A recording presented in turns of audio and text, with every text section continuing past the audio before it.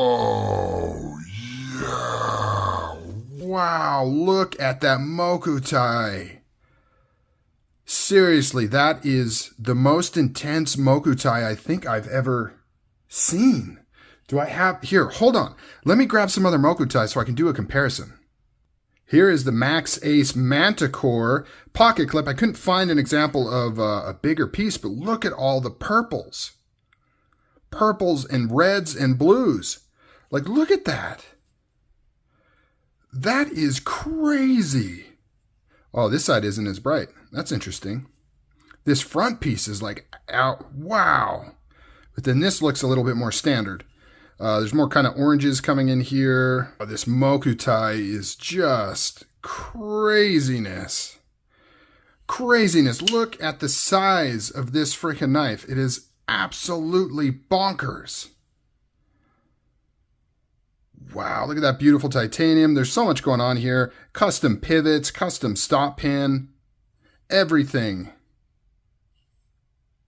Everything is designed and custom on this. Let's do a weight, because I know I'll forget. I'll start talking about it, and then I will forget to do the weight. And that's probably going to be one of the #1 comments on here. How much does this behemoth weigh? A lot. 14.3 ounces. 14.3 ounces. Let's do a general size comparison here. What are we looking at? Yeah, it's bigger than a Para 2. Bigger than a Para 2. Who would have thought that that might, that might be the case? The blade is about as big as a closed Para 2. In fact, very similar. Very similar. The blade alone is Para 2 size. So this is rocking DLC coated 3V blade.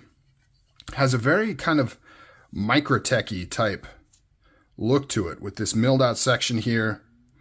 Looks like it's got a lot of grease on it, but it looks like it's got stone washed grinds here with satin flats and then the DLC over the top of it, which is really cool. Pivot collar that's polished. I mean, there's just so much going on here. All these details, kind of design details. So this is a kind of an inset liner lock.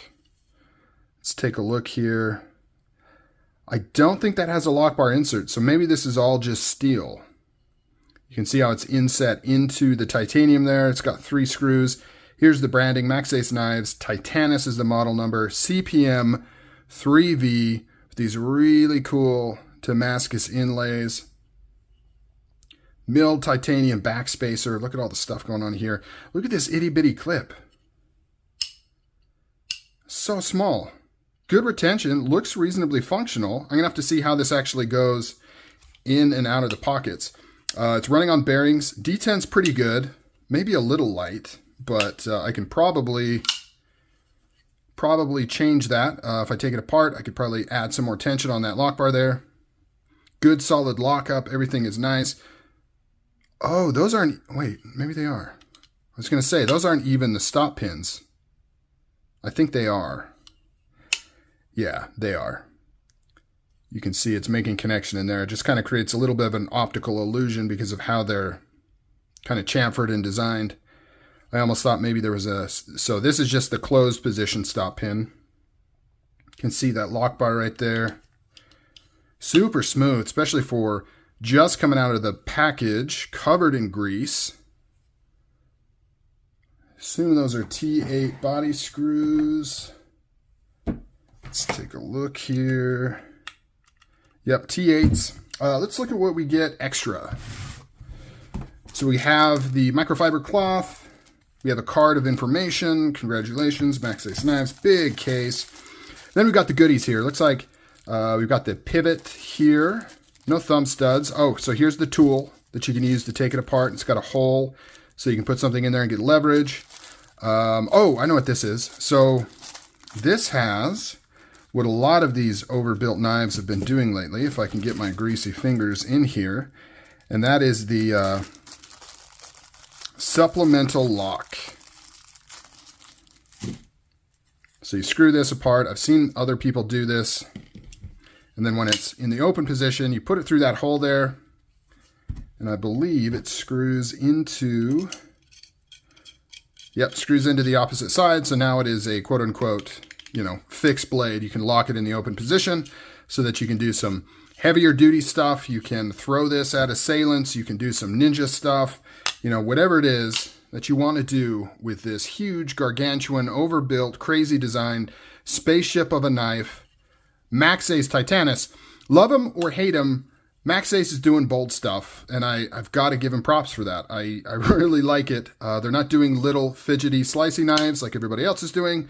They're doing some bonkers, crazy, out there type stuff. So really like that. Big up to them for bringing us interesting stuff. Even if it's not your cup of tea, at least they are, you know, shaking up the landscape a little bit, right? You see something like this, even if you don't like it, maybe it makes you appreciate your little fidgety carry EDC knife a little bit more, because you're like, at least it's not a Maxace TITANIS.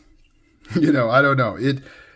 That's how I look at it. Like, there's no knives. There's knives I don't like, and there's knives that I don't get and I wouldn't buy, but I never think they shouldn't exist. Like, I think it's great that everything exists. I think they all have a spot, and even if its existence is only to inspire other people to do better stuff, I think there's value in all designs, knives, uses, even stuff that's really, really out there. Just anything that gets people thinking different, I think is valuable in the knife world, and really just anywhere, because primarily knives are for utilitarian purpose, right? That's their primary purpose, but there's also creativity involved, both in terms of how they function in folding knives, how they look, materials, finishes.